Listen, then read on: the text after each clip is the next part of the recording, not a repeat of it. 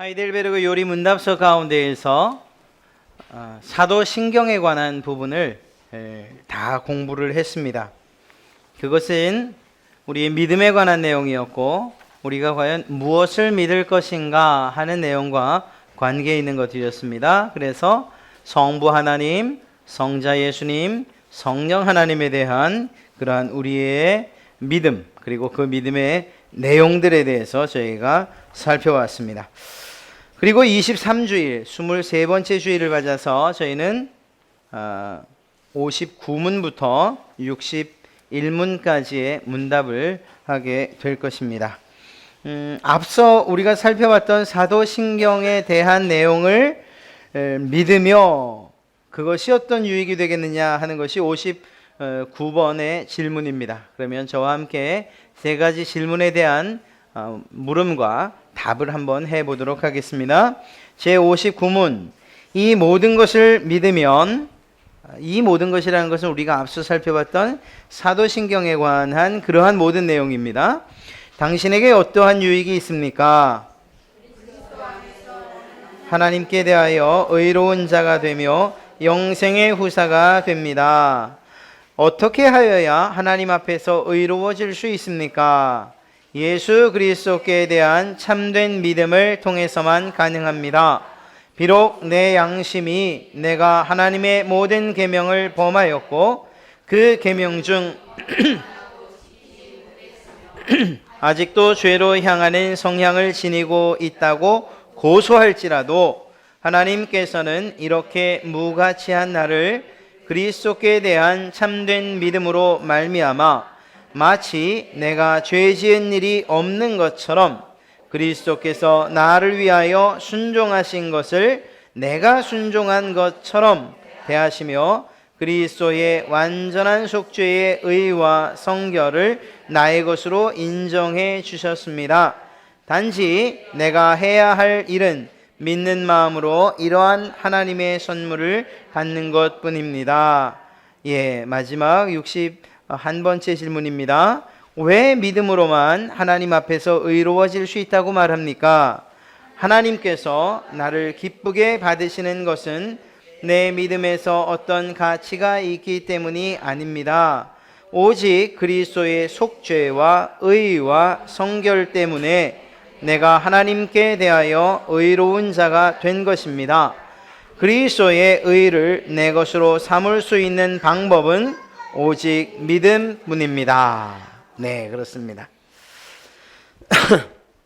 여러분, 세상 사람들은 무엇을 위해서 일을 하죠? 그냥 단지 두 글자라고 말하라고 한다면 그것은 바로 성공이라고 이야기할 수 있을 것입니다. 그 성공 안에는 좀 잘 살아보는 것, 좀 건강하게 살아보는 것, 누리면서 살아보는 것, 기타 등등 여러 가지가 포함이 되어 있는 거죠. 모든 세상 사람들은 다 성공하고 싶어 합니다. 그러다 보니까 열심히 공부도 하고 열심히 일도 하고 배우는 일도 하고 그리고 먼 곳에 가서 유학도 하고 할 수 있는 대로 정말 기술자라고 하는 사람들을 찾아가서 그 밑에서 몇 년씩 배우기도 하고 심지어는 돈을 받지 않고도 배우는 그런 사람들도 있지요. 왜일까요? 성공을 위해서. 여러분, 그렇다면 세상 사람들과는 다르게 우리 그리스도인들은 우리의 육신에 있어서가 아니고 우리의 영혼에 있어서 무엇 때문에 예수를 믿습니까? 오늘 말씀드린 대로 대답한 대로 한다면 영혼의 성공을 위해서 우리는 예수를 믿는다고 할 수 있어요. 그렇다면 영혼의 성공, 그것은 과연 무엇을 이야기하는 것일까? 우리의 영혼이 잘된 것이 범사가 잘 되니까 범사가 잘 되기 위해서, 그건 이제 떡보다 고물에 관심이 있는 거죠. 그게 아니고 우리의 영혼이 잘 된다고 하는 것, 그 영혼의 성공이라고 하는 것이 결국 우리가 그 영혼의 성공을 통해서 무엇을 얻기를 원하는 것이냐 하는 거예요. 그것은 바로 오늘 주제가 되는 의로움이에요. 의로움. 우리의 힘으로 결코 얻을 수 없는 의로움을 우리가 얻게 되는 거죠. 또한 그 의로움은 무엇을 낳게 됩니까? 천국을 소망하게 해요. 천국을 갈 수 있도록 우리를 구원해주는 그러한 그 기준이 된다는 것을 우리는 보게 됩니다. 그렇습니다. 세상 사람들과 같은 그러한 세상적이고 육신적인 그러한 성공이 아니라 우리의 영혼을 위해서 우리는 예수 그리스도를 믿어가는 것입니다. 자, 그런 면에서 우리는 참 잘 공부했어요. 지난 몇 주간 동안에 우리가 믿어야 한다고 한다면 과연 무엇을 믿어야 하는가 하는 그러한 질문에 대해서 아주 체계적으로 그리고 조리 있게 공부를 잘 해왔습니다. 설령 혹시 잊어버렸다 하더라도 말입니다. 또 공부하면 되죠. 성부 하나님, 성자 예수님, 성령 하나님에 대한 그러한 공부를 우리가 쭉 해왔고, 그분들을 단지 어떻게 그냥 아는 것뿐만 아니라 어떻게 믿어야 하는가, 어떤 내용들을 믿어야 하는가 하는 것들을 매우 상세하게 공부를 해왔어요. 잘 기억이 나지 않으시면 사도신경을 한번 쭉 정말 정독하시면서 읊어보시면 그것이 도움이 되시리라 믿습니다. 자, 이렇게 이러한 믿음, 우리의 믿음의 내용에 대해서 공부하는 것이 과연 우리에게 어떤 유익이 되느냐 하는 거예요. 그것이 바로 59번째 질문이었습니다. 그 대답은 이렇게 하고 있어요. 그러한 믿음을 통해서 예수 그리스도 안에서 나는, 바로 여러분은 하나님에 대하여 의로운 자가 되고 영생의 후사가 된다, 이렇게 얘기하고 있습니다. 그렇습니다. 우리의 믿음은 그 믿음으로 끝나는 것이 아니고 의로움으로 연결되어진다고 하는 거예요. 의로움. 그래서 이 의로움에 대한 부분을 우리가 오늘 한번 살펴보려고 합니다. 오늘만은 아니고요, 다음 주까지도 우리가 살펴봐야 될 내용, 의로움에 관한 거예요. 그 의로움을, 그 주제를 마음속에 좀 새기고 있으면 도움이 되시리라 믿습니다. 여러분, 이러한 모든 것을 믿는 것은 우리에게, 우리의 신앙생활에 그러한 변화를 일으키지요. 눈으로 보이는 변화는 기쁨과 즐거움, 감사, 용서, 찬송, 감격, 이런 감정적인 것으로부터 시작해서 우리의 실제적인 삶의 행동의 변화까지도 경험하게 해줍니다. 그런데 이렇게 시각적으로, 감각적으로 느끼고 볼 수 있고 하는 이러한 정서적인 혹은 생각의 혹은 행동의 우리의 삶의 변화 말고 눈에 보이지 않는 그러나 매우 중요한 변화를 경험하게 되는데, 그것이 바로 영혼의 변화. 사실은 영혼에 해당하는 것만은 아니죠. 우리의 전인격적인 변화예요. 그것이 무엇이냐, 바로 의롭다고 인정받는 것입니다. 이 믿음을 통해서 의롭다고 인정받는 거예요. 자, 단도직입적으로 한번 여쭈어보죠.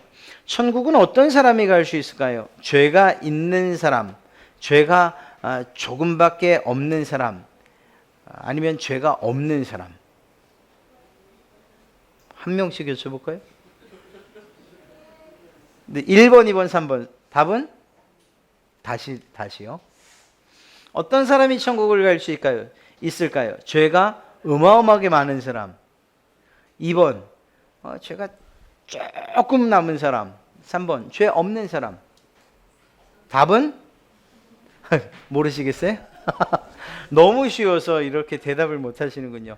예, 맞습니다. 죄가 없어야 천국 가죠. 누가 죄 있는데 천국을 갈 수 있다고 감히 생각이나 하겠습니까? 죄를 가지고선 우리는 천국 갈 수 없어요. 갑자기 걱정이 되세요. 난 지금까지 간다고 생각했는데 난 못 가면 어떡하지?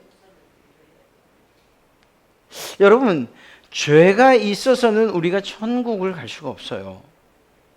그런 면에서 우리는 의로운 자가 되어야 하고, 그 의로운 자가 되는 길에 대해서 우리가 살피려고 하는 것입니다. 의로움과 더불어서 깊이 있게 살펴야 되는 것이 무엇이냐면 바로 믿음이에요. 이 믿음에 관한 것, 과연 믿음은 무엇이냐? 우리가 잘못 생각하면 이 믿음을 오해할 수가 있습니다. 우리가 흔히 예수님을 믿으면서 믿음이 있다, 그리고 믿음을 행했다라고 나타나는 그 증거들이 무엇이냐면 대부분 뭐 병이 고쳐졌다, 아니면 문제가 해결됐다, 사업 혹은 자녀들의 그러한 일들이 해결됐다 하는 이런 것들이에요. 내가 믿음을 가지고 기도했더니. 사실 또 사복음성을 보면 예수님께서 행하신 일들, 사실 그게 전부는 아니지만 표면적으로 보면 내 믿음이 너를 구원했다, 네가 병 고칠 만한 믿음이 있는 줄 보시고, 기타 등등 이렇게 실제적으로 우리의 육신에서 나타나는 변화, 그리고 또 그러한 것들에 대해서 믿음이 활용되고 있는 것처럼 보여요. 이게 틀렸냐? 그건 아니에요. 전 틀렸다고 말하는 게 아니에요. 여러분에게 있는 문제들을 가지고서 하나님 앞에 나올 때에 하나님 이거 고쳐주려면 고쳐주시고 말란 마시고 이래서야 이 문제가 해결되겠습니까? 그건 아니에요. 그럴 수가 없어요. 그에게 하나님께 그 문제를 내려놓을 때에 하나님 이거 하나님이 해결해 주실 줄 믿습니다 라고 하는 이런 믿음의 고백이 있을 때 그때 문제가 해결되는 거예요. 그렇죠? 그래서 믿음이 실제적으로 우리의 생활과 삶 가운데에 깊이 있게 관여되어 있고 또한 작용하는 걸 볼 수 있습니다. 그런데 그 믿음이 전부냐 이거예요. 그러면 우리가 예수님을 믿는 것은 이 땅에서 다른 사람들이 마치 다른 신을 섬기는 것처럼 내 몸 하나 잘 살아보고 내 집 하나 좀 잘 세워줘 보고 내 자녀들 한번 잘 돼보자고 하는 그 이유 때문에만 믿는다, 예수님을 믿는다 이렇게 생각하시냐는 거예요. 사랑하는 성도 여러분, 그게 아니라는 거예요.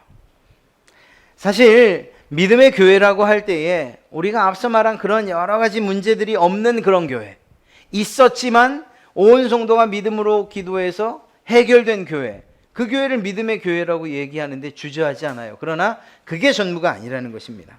어쩌면 그것은 믿음에 대한 큰 오해 혹은 착각이라고 이야기할 수 있습니다. 왜냐하면 앞서 말씀드렸던 것처럼 우리의 믿음은 그것이 무엇과 가장 긴밀하게 관련되어 있는 것이냐? 우리의 의로움과 관련되어 있는 것이고, 우리의 의로움과 관련되어 있는 것은 우리의 구원과 관련되어 있는 것이에요. 그런 면에서 볼 때 우리의 믿음은 단지 이 세상에서 우리의 삶의 구원뿐만 아니라 생활의 변화뿐만 아니라 우리의 영혼과 그리고 또한 구원에 관계된 그러한 일이라는 것입니다. 그런 면에서 이 믿음은 매우 중요한 것이라고 이야기할 수 있어요. 그래서 믿음에 대한 바른 이해가 있을 때 바른 신앙을 할 수 있다 이렇게 말할 수 있는 거죠. 자, 이렇게 믿음에 대해서 이야기할 때에 의로움을 떼어놓을 수가 없다고 말했습니다. 자, 그러면 먼저 의로움에 대해서 이야기를 해보죠. 여러분, 의롭다라고 할 때에 그것은 어떤 상태를 이야기하는 것입니까? 죄가 없는 상태를 이야기하죠. 그러면 이것도 의롭다고 할 수 있을까요? 죄가 없기 위해서, 죄를 짓지 않으며 의로워지기 위해서 열심히 노력하고 있다, 이것도 의로운 상태라고 이야기할 수 있을까요? 우리들은 그렇게 말할 수 있을지 몰라요. 그러나 하나님께서 보시는 의인의 기준에는 턱없이 모자릅니다. 하나님께서 보실 때의 의의 기준은 완전한 것이에요. 누구만큼? 하나님만큼. 누구만큼? 예수 그리스도 그분만큼. 아무런 죄도 없고 우리의 생각으로나 우리의 마음으로나 우리의 의지적으로나 어떠한 죄도 없는 그러한 상태를 의롭다고 그렇게 이야기하는 거예요. 그래서 문제인 거예요. 그래서 의로움의 기준이 너무 높은 거예요. 하나님의 기준. 그래서 이 세상에 그 어떤 누구도 그 의로움을 스스로 충족시킬 수 있는 사람이 없는 거예요. 아무리 뛰어난 목사라, 거룩한 목사 아니라 존경받는 목사라 하더라도 말이에요. 우리가 이야기하는 이 구원에 대해서 우리가 잘못 생각하는 것이 무엇인가 하면 앞서 말한 육신의 문제를 해결하기 위해서 믿음을 사용하는 것, 그것이 전부라고 생각하는 것, 그것만 잘못된 것이 아니고 이 믿음에 대한 잘못된 생각이 무엇이냐면 이 믿음을 통해서 구원을 얻기 위한 사람의 노력으로 보는 것, 이것도 잘못된 거예요. 조금 어렵죠.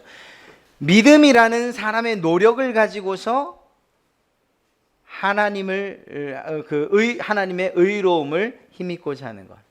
자, 이게 좀 헷갈릴 수 있습니다.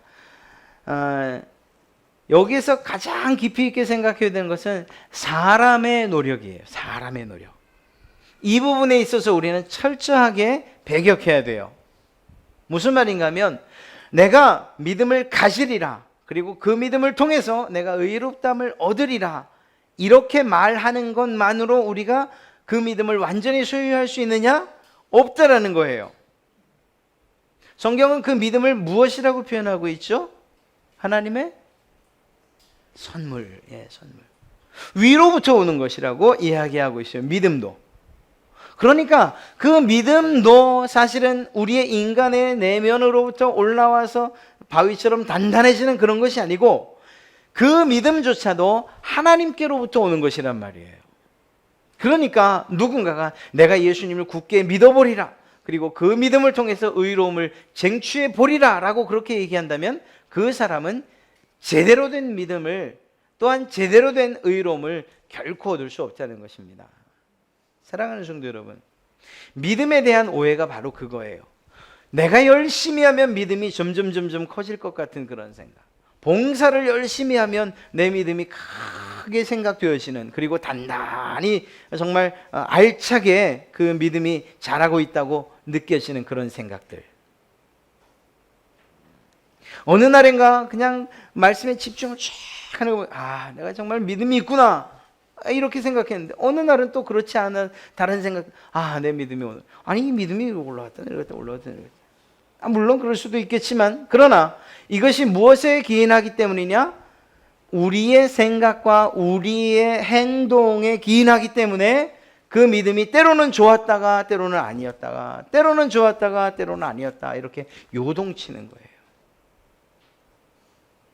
우리의 믿음의 기준이 우리에게 있어서는 결코 안 된다는 거예요. 더더군다나 행위에 의해서 그 믿음을 얻을 수 있다고 착각하는 것, 이것이야말로 우리가 가장 경계해야 할 것입니다.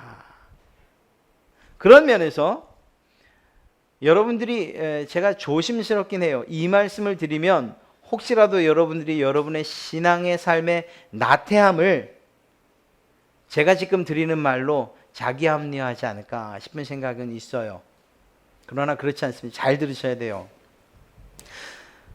우리가 교회의 생활, 그리고 신앙의 생활을 통해서 믿음이 자라가는 것, 그리고 그 믿음이 의에 도달하는 믿음이 되는 것, 의로움을 얻을 수 있는 믿음이 되는 것, 결코 아니라는 거예요. 내가 무엇인가를 열심히 하기 때문에, 또 내가 맡은 일을 열심히 하기 때문에, 또 내가 사명을 잘 감당하니까, 교회 안에서 친절하니까, 내가 어떤 일들을 하니까 내 믿음이 자라갔어요, 이렇게 말하는 건 결코 아니에요. 자랄 수 있는 환경은 된 거예요. 그러나 믿음은 오직 하나님의 말씀으로만, 더 정확하게 말하면 위에서부터 내려온 하나님의 은혜로 주어지는 것이고, 그리고 그 은혜로만 우리가 의롭다함을 얻을 수 있는 거죠. 제가 우려한 건 바로 그거야. 뭔가 열심히 한다고 믿음이 자라는 건 아니라는구나. 그런데 다행이네, 아무것도 안 해도 된다. 그거 절대 아니에요. 그렇게 생각하시면 그건 정말 잘못하시는 거예요. 그거는 반드시 열매가 있게 돼요. 우리가 신앙생활에 있어서 열심히 하고 부지런히 하고 정말 사명을 다하는 이 일들이 헛된 것이라고 저는 생각하잖아요. 여러분도 그렇게 생각하세요. 여러분들이 하는 그 수고와 그 노력들이 우리의 의로움과는 관계없지만, 그러나 우리의 열매와는, 상급과는 반드시 관계가 있을 것이라고 저는 확신해요. 믿음으로 시간을 드렸습니까? 믿음으로 물질을 드렸습니까? 믿음으로 여러분의 재능과 재주를 드렸습니까? 그러면 그것들을 하나님이 그냥 받으시겠냐? 저는 그렇게 생각하지 않아요. 그것들에 대한 반드시 보응과 보상이 있을 것이라고 저는 확신합니다. 그럼에도 불구하고 그것이 우리의 믿음을 자라게 하는 것은 아니라는 거예요. 더더욱이 그렇게 어떤 일들을 통해서 내 마음이 뿌듯해지고, 내가 드디어 믿음이 자랐구나 하는 이 생각을 가지고서 우리가 의롭게 되는 것도 아니라는 것이죠. 그렇다면 의로움에 이르는 믿음이란 과연 무엇이냐는 거예요. 사실은 너무 쉬워서 여러분들이 아까 대답하지 못한 것처럼 이 사실도 너무 쉬운 진리이기에 우리가 간과하는 건지도 몰라요. 여러분, 참된 믿음이라는 것은 우리 자신의 어떠한 노력이나 공로로부터 벗어나서 우리에게 구원을 베풀어 주시는 그분 오직 예수 그리스도, 그분을 보내신 하나님을 바라보는 것이에요. 그게 믿음이에요. 그게 잘 이해가 안 돼요. 너무 쉬운가요? 이 일에 대해서 어떤 한 사건을 통해 우리는 이 이야기를 잘 이해할 수 있습니다. 바로 불뱀 사건이에요. 모세를 거역하고 하나님을 향해서 불순종하고 원망하던 그 이스라엘 백성들, 광야길에 있는 그들에게 하나님이 징계를 내리시죠. 벌을 주셔요. 어떤 벌을 주셨는가? 그냥 갑자기 독사들이 나타나서 물기 시작하는 거예요. 물면 죽어요. 물면 그냥 어떤 조치를 취하지도 못하는 상황에서 그냥 죽어 넘어지는 거예요. 다. 모세가 기도를 해서 그들을 구원해 주시기를 간절히 소원하고 하나님께서 그 기도를 들으시죠. 그래서 뭘 하죠? 막대 끝에다가 뱀을 하나를 이렇게 매달아요. 그리고 그것을 높이 쳐들게 하셨어요. 그리고 나서 이스라엘 백성들에게 무엇을 이야기하죠? 야, 뱀에 물렸니? 쳐다봐. 그러면 산다. 여러분, 여기서 믿음이 과연 어떤 것일까요? 쳐다보는 거예요. 하나님의 말씀에 순종해서 그냥 쳐다보는 그게 믿음이에요. 여기에서 어떤 인간의 행위가 포함되어 있냐? 그가 그 물린 불뱀으로부터 살아나기 위해서 어떤 해야 할 일들이 있느냐? 쳐다본 다음에 그 다음에 어떤 약초를 구해서 덧붙이고 바르고 하는 그런 일들이 있었냐? 아니라는 거예요. 하나님을 향한 진정한 믿음, 올바른 믿음은 하나님께서 말씀하신 것에 대한 순종이에요. 더 정확하게 말하면 장대 끝에 매달린 그 놋뱀을 쳐다보는 그것이 믿음이에요. 이것은 고스란히 예수 그리스도에게 적용이 됩니다. 예수님을 믿는다라고 할 때에 우리가 쉽게 생각하는, 우리가 지금까지 그렇게 보응과 보상에 관한 그러한 생각들을 가지고 있는 우리 입장에서는 하나님을 믿는다, 예수 그리스도를 믿는다 할 때는 뭔가 우리가 하나님에게 해드려야 되고 예수 그리스도의 그 주님에게 뭔가를 해드려야 될 것처럼 생각하지만 사실 하나님 편에서 볼 때의 믿음은 그게 아니라는 거예요. 장대 끝에 달린 놋뱀을 쳐다본 것처럼 십자가에 달린 예수 그리스도, 그분을 쳐다보는 것, 그것이 믿음이에요. 이걸 안 하기 때문에 세상에 많은 지식을 가지고 있고 많이 배웠다 하더라도 구원받을 수 없는 이유가 여기에 있는 거예요. 너무 가치없게 보이잖아요. 그것이 내 영혼을 구원한다고 믿어지질 않잖아요. 그래서 그분을 쳐다보지 않는 사람들이 얼마나 많은지 알 수 없어요. 안타깝게도 그들에게 믿음으로 인한 의로움 그리고 구원은 결코 있을 수 없을 것입니다. 오히려 얼마나 감사한지요. 미련한 저 같은 사람들이나 또 그렇게 얘기하니까 죄송스럽네. 하여튼 여러분들도 주님께서 이야기하시고 성경에 말씀하시길 그게 믿음의 길이다 하니 다른 거 앞뒤 생각하지 않고 예수님이 내 믿음의 내 구원의 유일한 길입니다. 그리고 쳐다보는 바로 그 사람들이 참된 믿음을 소유한 사람들이라고 이야기할 수 있는 것입니다. 의의 근원은 오직 예수 그리스도셔요. 예수 그리스도. 그게 어떻게 가능한 일이냐? 예수님에게는 죄가 없으시기 때문이죠.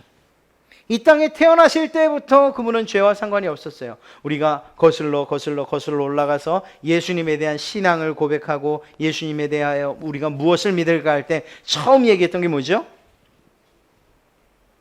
그분이 어떻게 나셨다고요? 동정녀 마리아에게 나시고, 그게 뭘 말한다고 말씀드렸습니까? 죄 없이 태어난 것을 이야기한다고 말씀드렸잖아요.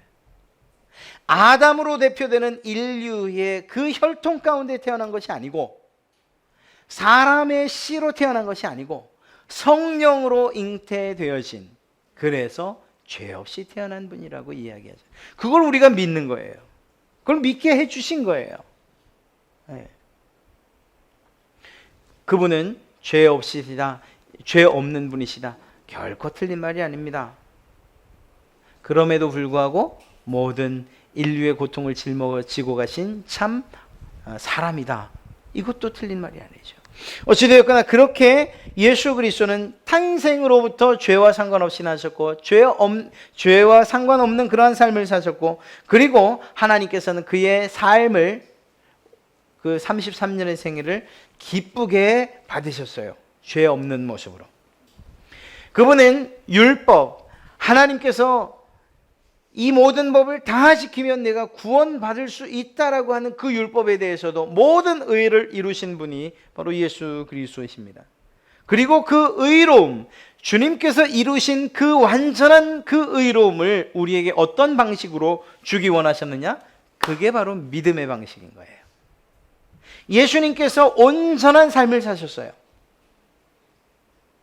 그리고 우리는 그분의 온전한 삶이 어떤 한 사건을 통해서 내 삶이 되기를 내 삶이 될 줄 믿습니다라는 이러한 믿음을 통해서 말입니다.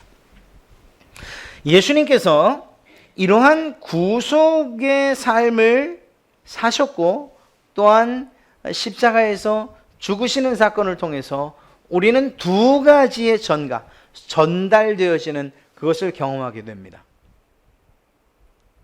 이것은 이스라엘 백성들이 제사할 때 흔히 양에게 손을 얹고 혹은 소에게, 제물에게 손을 얹고 하는 그때의 모습을 기억하시면 잘 이해하실 수 있어요. 예수님 그분이 우리를 위해서 대신 죽어주시기로 하나님께서 보내셨어요. 자, 예수님과 여러분 사이에 어떤 오감이 오고 가는 일이 있죠? 여러분 편에서 예수님에게 전가되어지는, 옮겨지는 것은 무엇일까요? 죄. 그렇다면 그분의 십자가의 죽으심을 통해서 여러분에게 예수님으로부터 옮겨지고 전가되어지는 것은 무엇일까요? 그게 바로 의로움. 이러한 일련의 과정 가운데서 우리가 할 수 있는 일이 과연 무엇이 있습니까? 여러분이 과연 제가 무엇을 할 수 있을까요? 하나님께서 이렇게 믿음을 통해서 상호간의 의와 죄의 전가를 주고받은 우리를 의롭다고 인정해 주신다라고 할 때에, 그렇게 의롭다고 우리를 정해 주실 그때에 우리가 과연 내 의로움, 의롭다고 불려지기 위해서 과연 무엇을 했냐는 거예요. 정말 죄송하지만 아무것도 한 게 없어요. 오히려 한 일이 있다라고 한다면 이스라엘 백성들 십자가에 못 박힌 그분을 바라보며 로마 병정들이 했던 그 조롱과 그리고 그 죄됨의 이야기들을 했으면 했지요. 우리는 결코 그 어떤 일도 우리의 의로움을 위해서 한 것이 없다라는 것입니다. 결국 예수님은 우리의, 바로 나의 죄로 인해서 저주를 당하게 되셨고, 그 저주의 결과로 죽음을 당하신 거예요. 예수님은 죽음을 당하실 이유가 단 한 가지도 없으셨어요. 아까도 말씀드렸잖아요.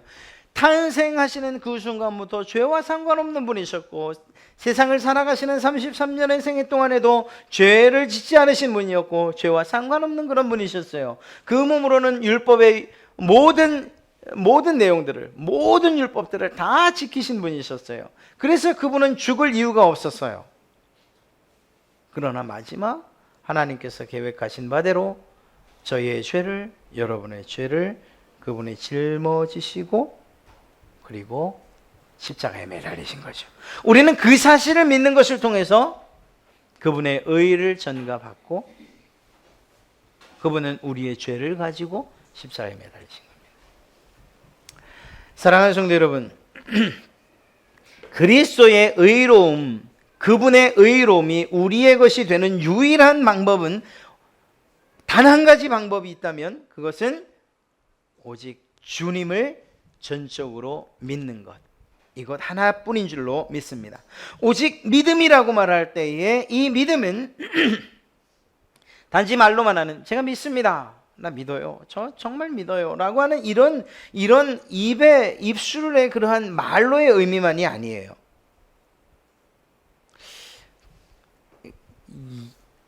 이렇게 우리의 몸에서 분리된 어떤 것들, 예를 들면 사고가 났는데 하여튼 뭐 이렇게 정말 사고 때문에 이렇게 이렇게 살점이 이렇게 뚝 떨어져 나갔다, 그 기능을 떨어져 나간 조각이 발휘할까요? 못하죠. 여러분, 그 역할들을 잘 감당하기 위해서는 몸의 한 부분으로 있는 것이 매우 중요해요. 마찬가지로 우리의 믿음도 그렇습니다. 우리의 믿음이 제대로 된 효과를 갖기 위해서라고 한다면 그것이 무엇과 분리되지 않아야 하는가에까지 우리는 생각을 해야 돼요. 우리의 믿음이 하나님께서 보실 때나 사람들이 볼 때에 당신이 가지고 있는 믿음, 그것이 맞습니까? 자, 우리 처음부터 다시 얘기를 봅시다.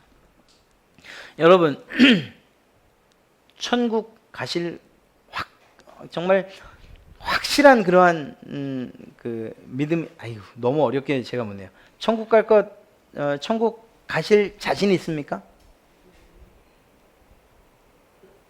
이렇게 너무 노골적인가요? 천국 가실 수 있냐고요? 가실 수 없으세요? 천국 가실 수 있습니까? 지금 죽어도 천국 가실 수 있어요? 라고 하는 이 질문에 우리가 무엇이라고 대답하는가? 네, 전 확실히 갈 수 있습니다. 아마 그렇게 대답하신 분들 계시죠? 제가 물을 거예요. 어떻게 해서 가실 수 있죠? 제가 예수 그리스도를 믿습니다. 그러면 이제 제가 또 예수 그리스도? 그래 도대체 뭘 믿는데요? 그럼 우리가 배웠던 거 있잖아요. 그럼 이런 예수 그리스도를 믿습니다. 몇 가지 좋아요. 그러면 그것으로 끝나냐는 거예요. 저는 여기서 그게 끝이 아니라고 말씀드리고 싶은 거예요. 우리에게 믿음이 있다. 구원받을 만한 믿음이 있다. 우리가 하나님께로부터 의로움을 인정받을 만한 믿음이 있다라면 그 믿음과 함께 같이 가야 되는 것이 무엇이냐? 믿음에 대한 행위라는 거예요. 행동, 삶. 앞면만 동전 모양이어서는 조각되어 있어서는 이건 진짜 동전이라고 할 수 없어요. 앞, 뒤가 다 그 디자인된 모양으로 조각이 될 때 하나의 동전이에요. 앞면만 인쇄된 5만 원권, 그게 1,000만 원짜리라 하더라도 앞면만 돼서는 안 되는 거예요. 뒷면이 있어요. 우리에게 믿음이 있습니다. 난 천국 갈 만한 확실한 믿음이 있습니다. 우리가 그렇게 고백할 수 있어요. 그 정도는 고백하셔야죠. 그것도 못하시면 안 되죠. 당당하게 정말 진정으로 여러분, 왜 여러분들이 확실히 대답을 못하셨는가 하면 무엇인가 아직도 내가 해야 될 것이 있다고 생각하기 때문에 못하신 거예요. 더더군다나 그 이유가 무엇인가 하면 계속해서 우리의 양심과 죄책감이 우리를 고소하기 때문이에요. 오늘 말씀에도 그 얘기 하잖아요. 양심이 우리를 고소한다고 이야기하잖아요. 우리는 실제적으로 우리의 어떤 의로움의 행동을 통해서 의로워진다고 생각하고 있기 때문에 그러한 생각을 통해서 우리를 계속 고소하는 거예요. 야, 너 예배 오기 전에도 내가 네 한 일을 알고 있는데, 이렇게 얘기하는 거죠. 우리 양심이 죄책이 내가 너를 아는데 어제도 그제도 그러나 그것이 우리가 의로워지는 데에 조금도 방해거리가 되지 못해요. 만약에 그것이 방해가 된다라고 한다면 그건 어떤 고백인가 하면 예수님께서 우리의 죄를 해결해 주실 만한 능력이 있는데, 그런데 그 부분에 있어서는 그 능력이 없으시다 말하는 것과 똑같은 거예요. 예를 들어서 제 양심이 저를 자꾸 너 어제 도둑질 했잖아. 그래서 아마 천국 못 갈 걸 이렇게 얘기한다는 거죠. 제가 그것에 대해서 단호하게 그러나 내가 죄를 지은 것 그것은 내가 맞다. 그러나 내가 하나님께 회개하고 그리고 여전히 그럼에도 불구하고 내 믿음은 하나님께서 나를 구원하실 것이라는 예수 그리스도 그분의 구속을 통해 나를 구원하실 것이라는 믿음에는 변함이 없어. 이렇게 말을 해야 되는데 제가 그러게 나 죄죠.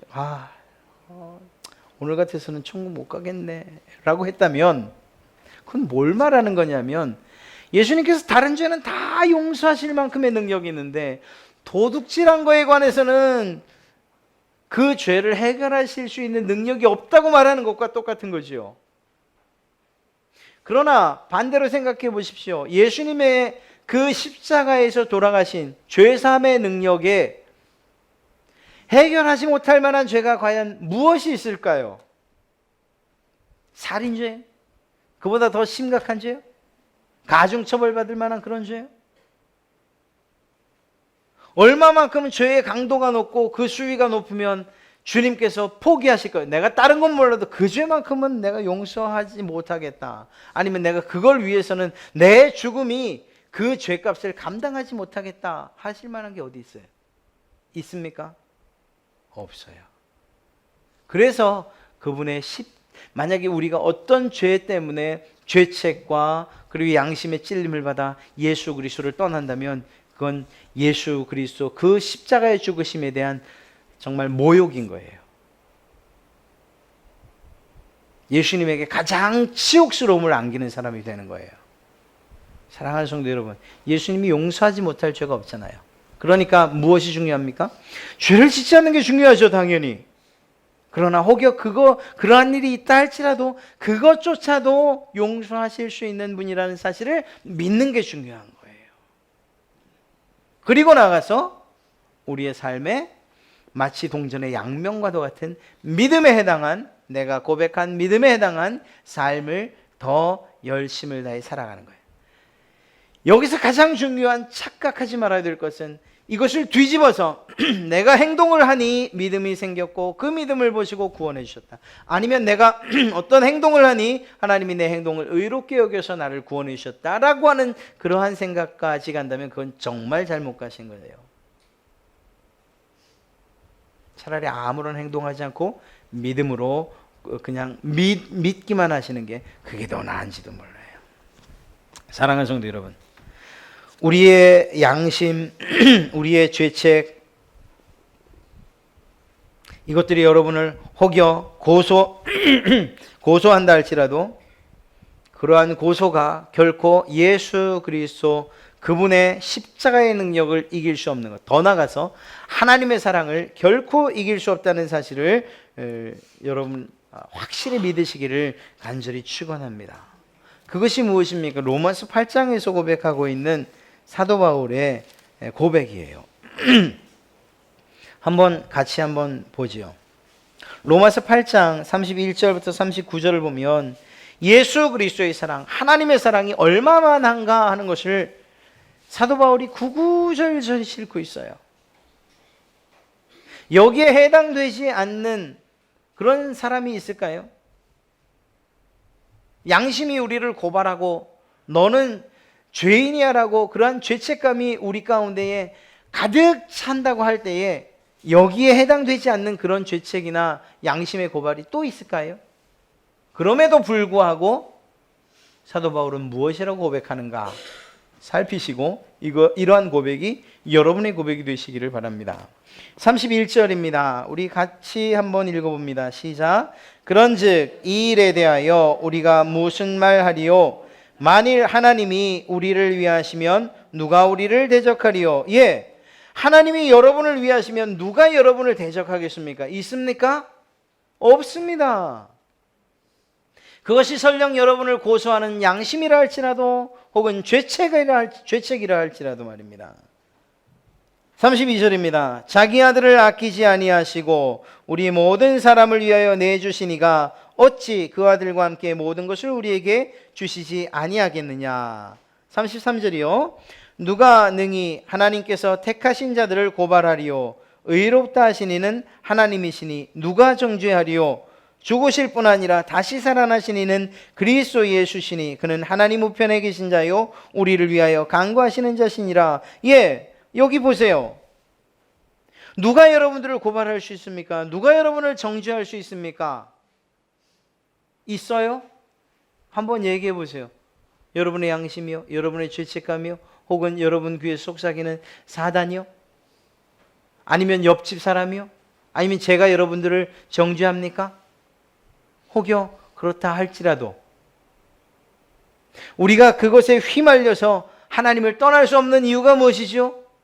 오늘 말씀에 무엇이라고 하죠? 예수 그리스도 그분의 사랑이 있기 때문인 거예요. 그분의 사랑에서 끊을 게 아무것도 없다는 거예요. 하나님이 여러분을 사랑하기로 작정하신 이상 그 누구래도 다른 어떤 사람도 혹은 심지어 나 자신이라도 내 스스로 정죄하는 일이라 할지라도 그 모든 것도 여러분을 그리스도의 사랑, 하나님의 사랑에서 끊을 수 없다고 그렇게 고백하고 있는 것입니다. 35절이요. 누가 우리를 그리스도의 사랑에서 끊으리요. 환난도 끊을 수 없습니다. 곤고도, 박해, 기근, 적신, 위험, 칼, 이 모든 것들이 그리스도의 사랑에서 우리를 끊을 수 없어요. 설령 부부간에 칼로 물베기라는데 그건 끊길지 몰라도 그리스도의 사랑과 여러분들 사이에 그리스도와 여러분 예수님과 여러분 사이에 있는 그 사랑, 특별히 하나님으로부터 주님으로부터 오는 그 사랑을 끊을 사람이 결코 없다고 고백하고 있지 않습니까?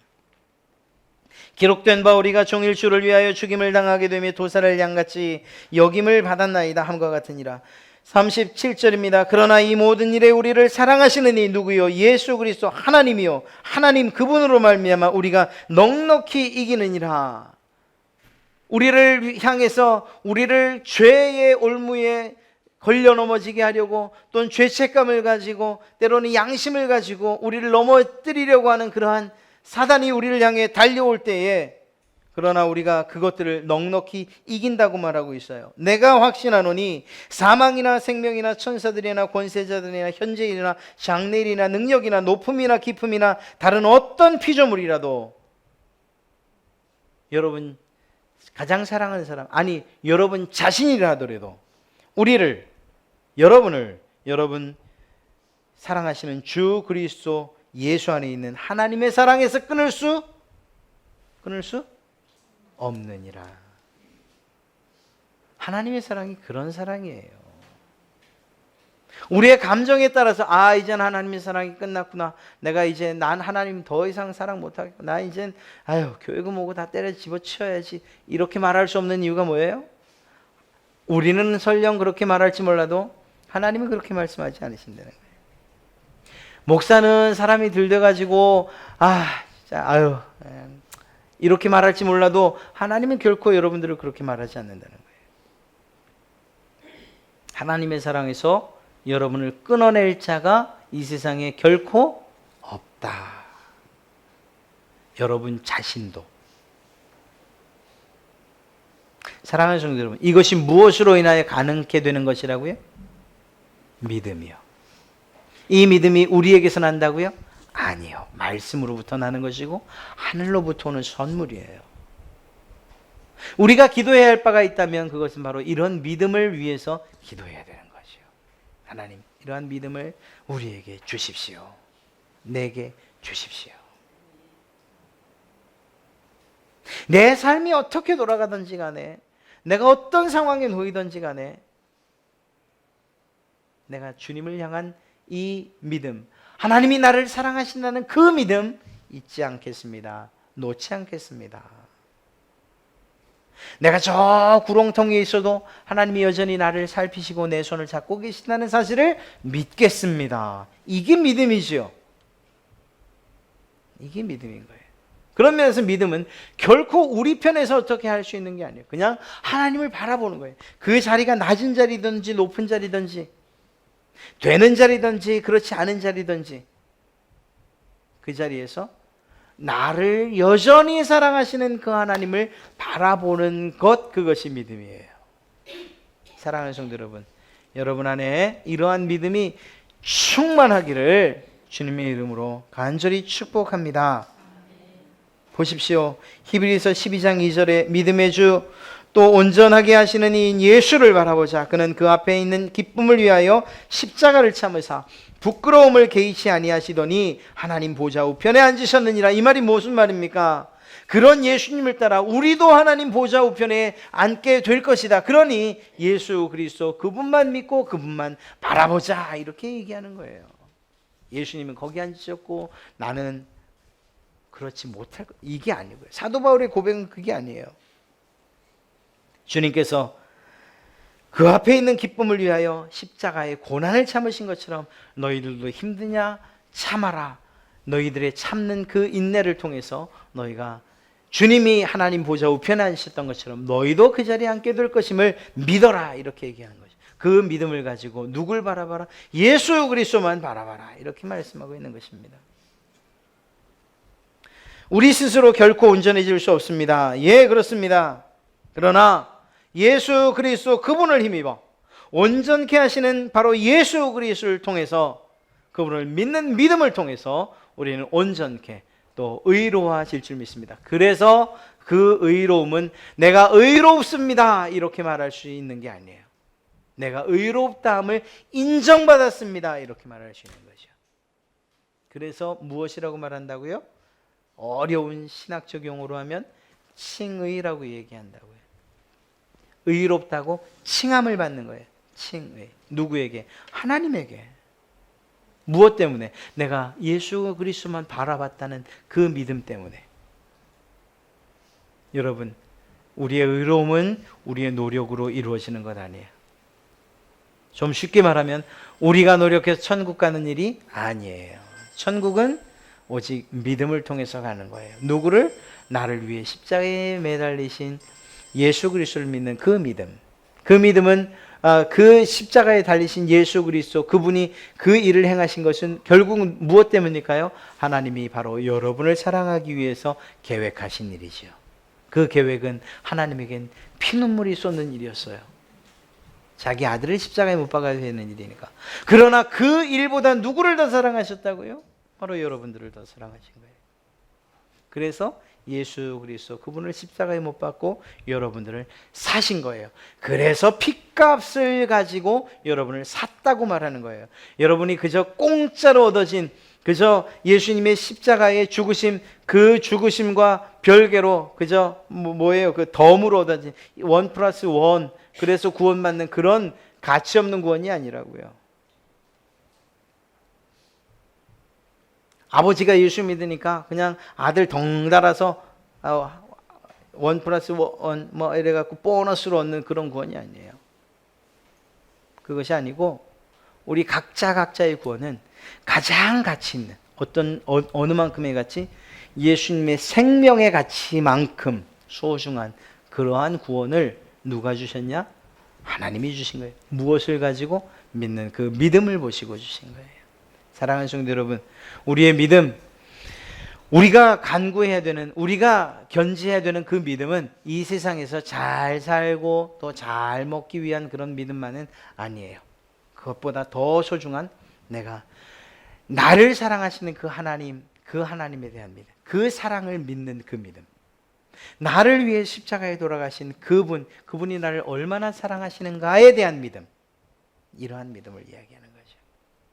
그러니까 우리가 그 믿음을 생각하면 하나님께 늘 고백할 수밖에 없는 거예요. 하나님, 날 그렇게 사랑해. 나도 예수님 사랑합니다. 하나님 사랑합니다. 내가 주님 위해 뭘 할까요? 그 다음에 그렇게 행동으로 연결되는 거예요. 그 다음에 행동을 통해서 구원을 받고 구원을 받아서 그 구원을 위한 믿음이 주어지고 하는 그런 것이에요. 순서가 그렇게 되는 거예요. 하나님, 내가 주님 사랑합니다. 그 사랑에 대한 믿음이 제가 흔들리지 않습니다. 내가 뭘 할까요? 기도해라. 열심히 예배해라. 그러시는 거죠. 이웃도 돕고 구제도 하고 봉사도 하면 안 되겠니? 설령 네가 그걸 하지 않는다고 해도 내가 널 사랑하지 않는 건 아니다만, 이렇게 말씀하시겠죠. 사랑하는 성도 여러분, 여러분에게 이러한 믿음에 대한 정말 제대로 된 믿음에 대한 이해가 있기를 바랍니다. 그렇게 될 때 우리의 신앙이 바를 수밖에 없어요. 왜 기복신앙, 이런 정말 사실 성경을 보면 복 주시마 약속하신 분인데 왜 그것이 기복신앙이란 말로서 그렇게 정말 잘못된 길을 가야 되는 거죠? 목적이 거기 있다 보니까요. 그 믿음이 온통 우리가 사는 세상에만 관계돼서 믿음이 활용되다 보니까 기복이 되는 거예요. 그게 아니죠. 그게 아니죠. 우리의 믿음은 그렇게 내가 뭔가를 잘 살기 위해서, 얻기 위해서 활용되어지는 그런 믿음이 아니에요. 우리의 믿음은 그저 하나님을 바라보는 것, 주님께서 나를 얼마나 사랑하시는지에 대한 그 사랑에 대한 믿음, 이것이 참된 믿음인 줄로 믿습니다. 이러한 참된 믿음이 여러분에게 있어서 여러분의 삶이, 그리고 무엇보다 신앙의 삶이 풍성해지시기를 주의 이름으로 축원합니다.